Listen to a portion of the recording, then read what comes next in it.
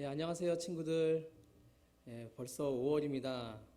두 달이 넘는 시간 동안 다소 지루한 시간을 보내고 있지는 않나요? 하지만 목사님은 이 시간들이 우리 모두에게 특별한 의미가 있다고 생각을 합니다. 전염병 확산을 방지하기 위해서 거리두기를 하고 있는 이 시간은 어쩌면 하나님과 더 가까워질 수 있는 그런 시간을 가질 수가 있습니다. 사회적 거리두기가 완화되어서 또 학교도 가게 되고 또 교회에 올 수 있게 되더라도 당분간은 주의를 기울여야 할 부분들이 많이 있기 때문에 간접적인 거리두기는 이제 2020년 이 한 해 동안 좀 지속적으로 된다고 보아야 됩니다. 능력 많으신 하나님께서 직접 개입하셔서 이 모든 것들을 한 번에 해결해 주셨으면 좋겠는데 이렇게 예배로 모이지 못하게 또 학교도 못 가게 그냥 두시는 것은 우리 모두에게 어떤 특별한 의미가 있을 것 같다는 그런 생각이 듭니다. 어쩌면은 우리 한 사람 한 사람이 홀로 주님 앞에 더 깊이 나아오기를 원하시고 그래서 주님께서 또 우리들 각 사람을 더 친밀하게 만나기를 원하시는 게 아닐까 하는 그런 생각이 들어요. 그동안 우리가 그냥 습관적으로 교회 와서 예배 드리고 뭐 또 친구들을 만나고 또 이렇게 생활을 했지만 이제는 살아계신 하나님을 정말로 우리가 친밀하게 더 만날 수 있는 그런 좋은 기회라고 목사님은 생각을 합니다.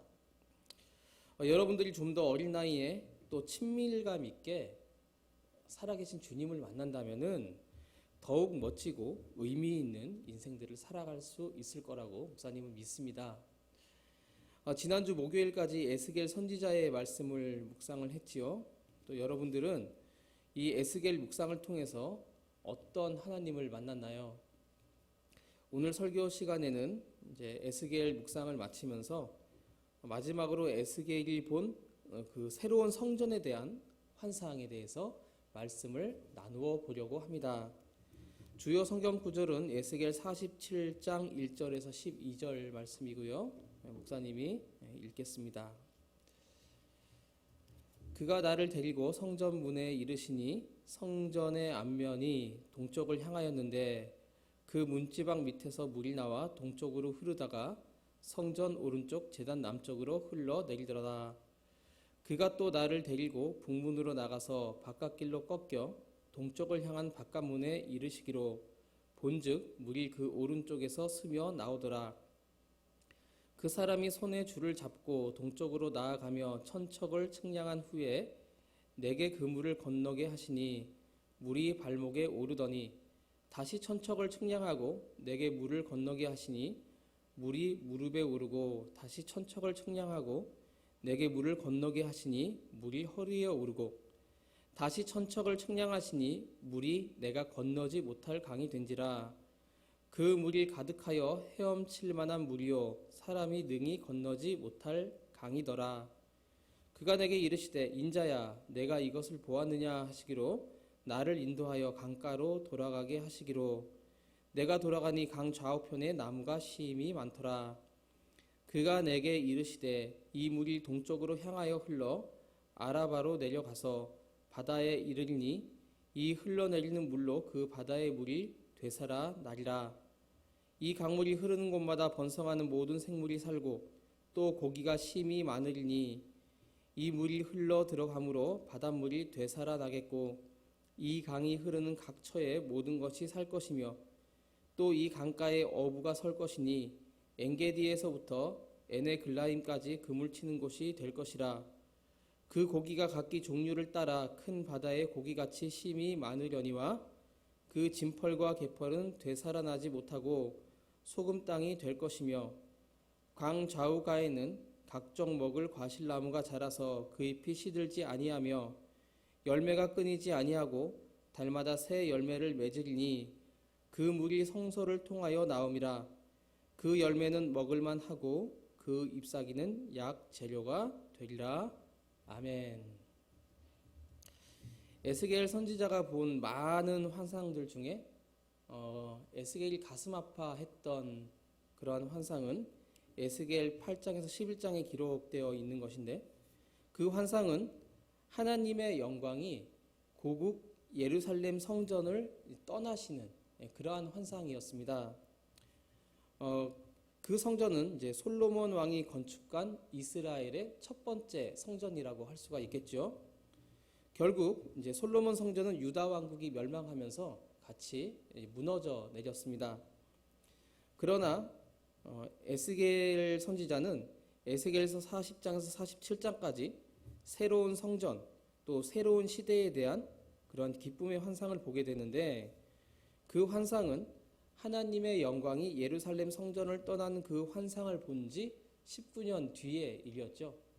거의 이제 20년 전에는 하나님의 성전이 무너지는 환상을 보게 되고, 그리고 그 20년 후에 이제 새로운 그 성전에 대한 환상을 이제 40장 이후에 보게 되는 것이죠. 그래서 하나님께서는 바벨론의 포로로 있는 에스겔의 그 영혼을 데리고 예루살렘 성전으로 가셔서 그 환상을 이제 보여주시는 대목이 나옵니다. 에스겔이 본 성전은 정말 새로운 성전이었는데, 그래서 하나님께서 이제 그 환상을 보여주시면서 아주 세부적으로 성전의 곳곳을 보여주죠. 그래서 동문, 담, 남문, 북문, 담, 또 성전뜰, 기둥, 성전 안에 있는 각 방과 또 제사장들이 제사를 드리기 전에 대기하는 방, 아주 이런 구체적인 그 새로운 성전의 모형을 이제 에스겔 선지자에게 환상으로 이제 보여주는 것입니다. 자, 그래서 우리가 이제 백문이 불여일견이라고 이제 에스겔이 본 그런 환상의 성전을 이제 동영상으로 만들어 놓은 것이 있는데, 한번 같이 보도록 하겠습니다.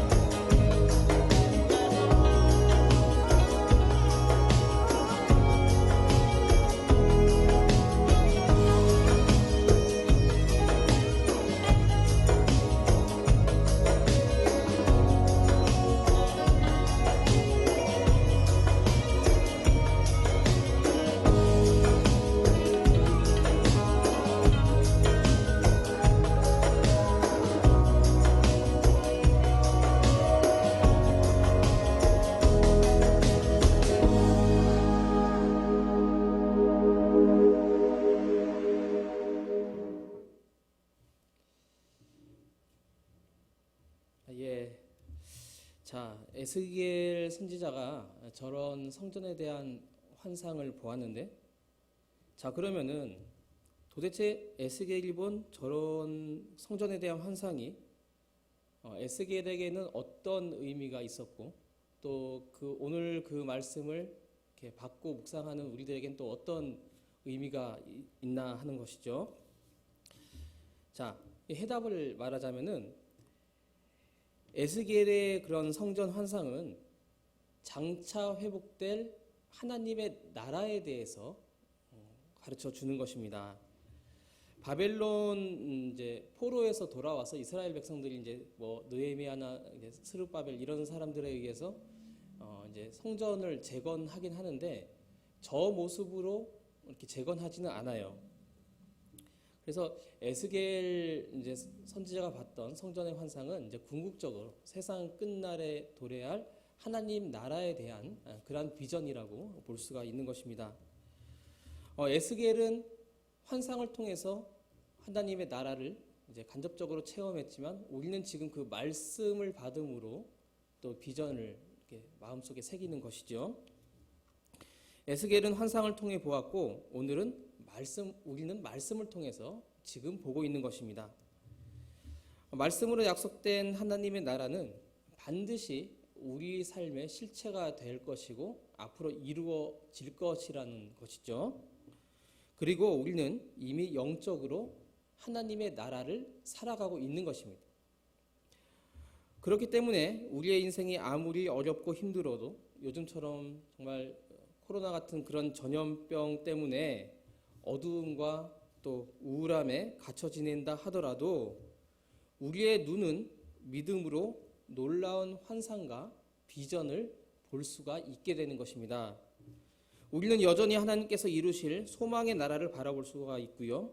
또 에스겔의 성전 회복에 대한 이 말씀을 통해서 새로운 시대와 또 새로운 성전과 새로운 도시를 바라볼 수가 있게 되는 것이죠. 기독교는 미래가 이끌어가는 그러한 종교다라고 합니다. 이것은 단순한 미래가 아니라 예수님의 약속을 기반으로 한 그러한 미래입니다. 자기 민족의 암울한 그러한 상황 속에서 에스겔이 본 환상을 통해서 우리의 눈도 이 땅에 임할 새 하늘과 새 땅을 바라보는 그러한 은총이 있기를 소망합니다. 새 하늘과 새 땅은 반드시 우리의 실상이 될 것입니다. 복음서에 보면은 이제 이 예루살렘의 헤롯 성전에 들어간 예수님의 제자들이 그 헤롯 성전의 그런 웅장함과 화려함을 보고 와 정말 멋있다 그러면서 이제 넋이 나갔어요. 그 헤롯 성전은 이제 바벨론 포로기 이후에 이제 지어진 그 스룹바벨 성전을 이제 헤롯 왕이 더 이렇게 업그레이드 시켜서 더 화려하게 지은 그러한 성전이었습니다.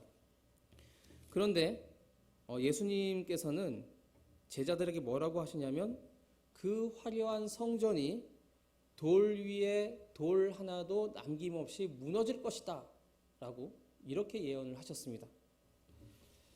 자, 그 이유는 뭐냐면은 성전에서 가장 중요한 하나님의 거룩성을 잃어버렸기 때문에 그렇게 된 것입니다. 그래서 결국 이 헤롯 성전은 예수님의 예언대로 이제 완공이 된 지 6년 뒤인 AD 70년에 로마 제국의 디도 장군이 이끄는 군대에 의해서 함락되고 불타버렸죠. 성전이 성전인 이유가 무엇일까요?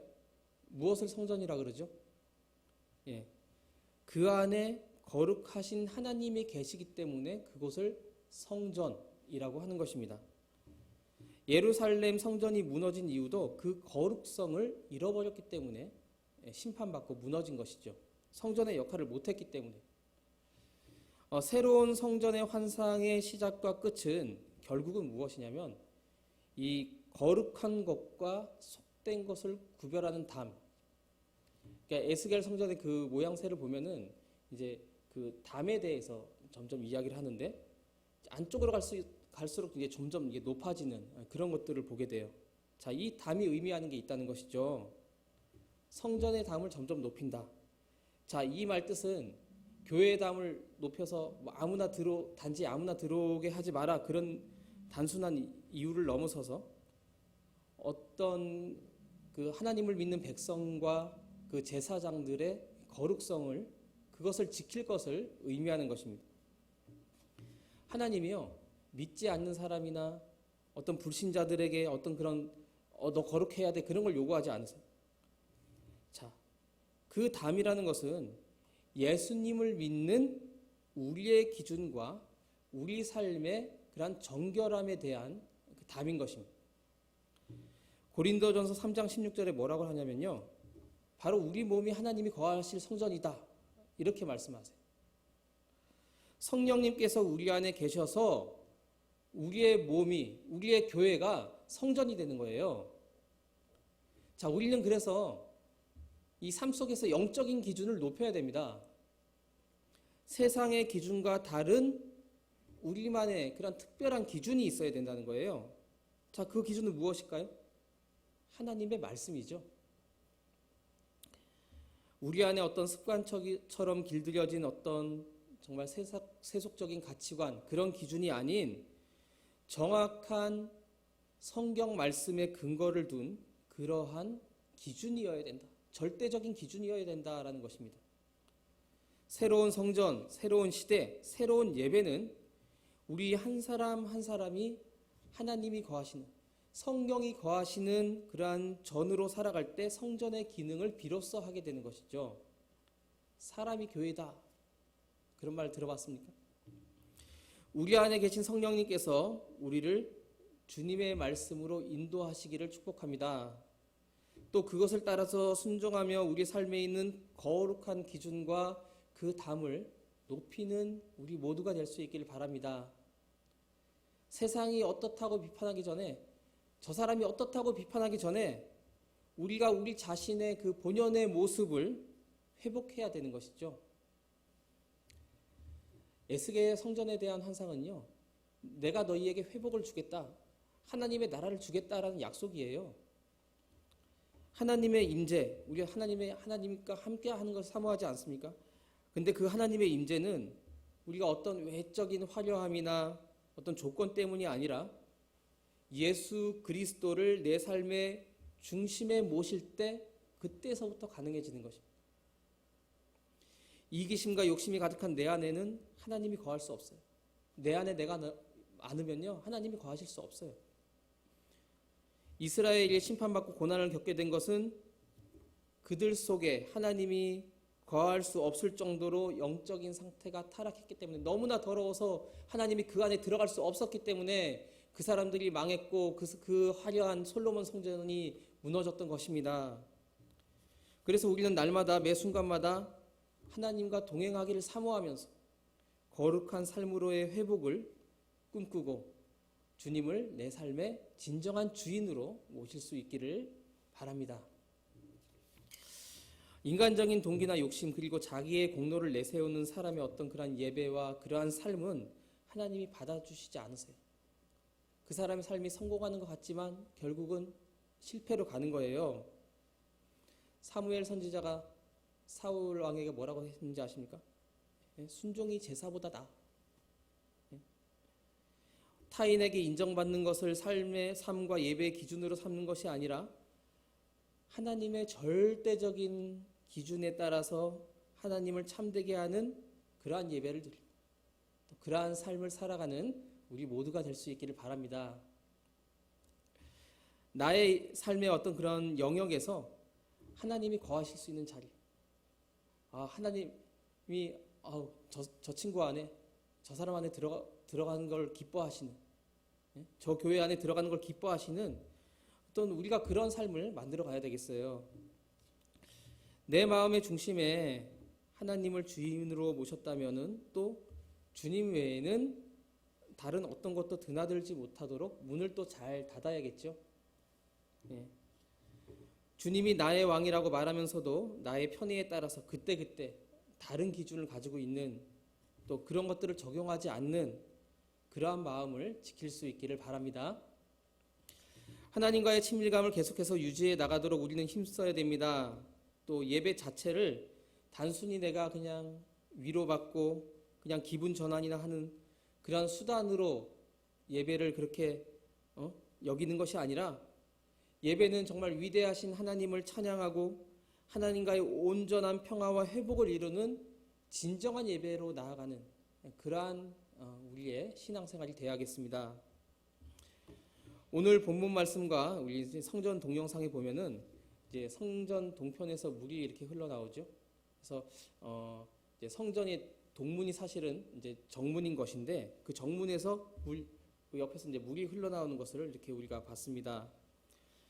에스겔 성전에서 이제 물이 흘러나오는 그 환상에서 그 물은 바로 성령을 뜻해요. 성경은 다양하게 물과 성령의 관련에 대해서 많은 곳에서 표현을 하고 있는데, 그래서 오늘 읽은 본문의 6절, 7절에 보면은 에스겔은 물이 불어서 큰 강을 이루었을 뿐만이 아니라 강 좌우편에 이제 수많은 나무들이 이렇게 자라고 있음을 이제 묘사하고 있습니다. 하나님의 역사라는 것은요, 처음에는 정말 이 성전에서 이렇게 좀 정말 시냇물처럼 흘러나오는 그 물이 정말 작은 규모일지라도 결국은 엄청난 결과를 가지고 올 수 있다는 것을 보여주고 있어요. 황폐한 죽음의 땅에 큰 강이 흐르고 물만 큰 강만 흐를 뿐만이 아니라 거기서 수많은 생명들이 깃들게 되는 놀라운 역사가 일어나게 되는 것을 보게 되는 것이죠. 어떨 때 보면요, 하나님이 아무 일도 안 하고 계시는 것 같아요. 이 코로나 바이러스도 안 쫓아내고, 어떤 친구 성적도 안 오르고, 정말 미래가 안 보이고, 정말 그렇게 느껴질 때가 많지 않습니까?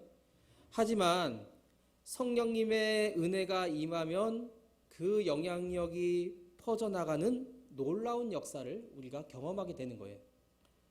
자, 내 자신이 아무런 힘을 쓸 수 없는 상황에 이르렀을 때 바로 거기서부터 성령의 역사가 일어나는 것입니다. 그렇기 때문에 성령님이 나의 삶에 일하시도록 내 자신을 온전히 하나님 앞에 드릴 수 있기를 바랍니다. 요즘 부르는 찬양 중에 원하고 바라고 기도합니다라는 찬양이 있는데 그 가사에 보면 성령님이 나의 능력이 되길 원하고 바라고 기도하는 우리의 삶이 그럴 수 있기를 바랍니다. 성령의 임재하심은 황폐한 나의 인생에 진정한 부흥과 회복의 역사를 가져다 줄 것입니다. 9절 10절에 보면요, 이 물이 흘러서 바다의 물이 되살아나고 이 강물이 흐르는 곳마다 번성하는 생물이 살고 또 고기가 심이 많을 뿐만 아니라 이 강에 이르는 각처의 모든 것이 되살아날 것이다, 이렇게 말씀합니다. 또 강가 좌우에는 각종 먹을 과실나무가 자라고 그 잎이 시들지 아니하며 열매가 끊이지 않고 달마다 새로운 달마다 또 새로운 열매가, 그런 나무가 있대요. 예, 새로운 열매가 계속 맺혀지는. 또 그 열매는 어떠냐면 맛이 있고 먹을만하고 그 잎사귀는 약재료가 되고, 예, 이제 버릴 게 없는 나무죠. 그리고 강의 물고기가 풍성해져서 어부들이 강가에 막 몰릴 것이고 무성해진 나무들은 끊임없이 열매를 맺게 될 것이다 라고 합니다. 자, 결국 성전에서 흘러나오는 물, 성령이라고 그랬죠. 즉 생명의 성령으로 인해서 하나님의 치료와 회복의 역사가 온 땅에 미치게 될 것이다 라는 뜻이에요. 세상에서는 병든 사회에 대한 여러 가지 처방을 제시하죠. 병원에 가도 의사 선생님 처방전을 딱 써주면 그걸 이제 약을 타가지고 오고 우리가 그렇게 하는데, 코로나 바이러스는 아직 백신도 안 나오고요. 자, 세상의 처방들은 궁극적인 해결책이 되지 못해요. 단편적으로 그냥 그렇게 해결할 뿐이에요. 그러나 예수 그리스도의 역사는 문제의 근본을, 사람의 내면과 모든 것들을 해결하실 수 있어요. 내 자신의 마음과 삶의 중심에 예수 그리스도가 거룩하게 회복될 때 내가 가는 곳마다 만나는 사람마다 예수님의 생명력을 나눌 수 있게 되는 것입니다. 내 힘으로는 할 수 없지만 생명의 주님, 능력의 주님과 함께 생명을 살리는 거룩한 그 사명, 그 비전을 감당하는 우리 모두의 삶이 될 수 있기를 소망합니다.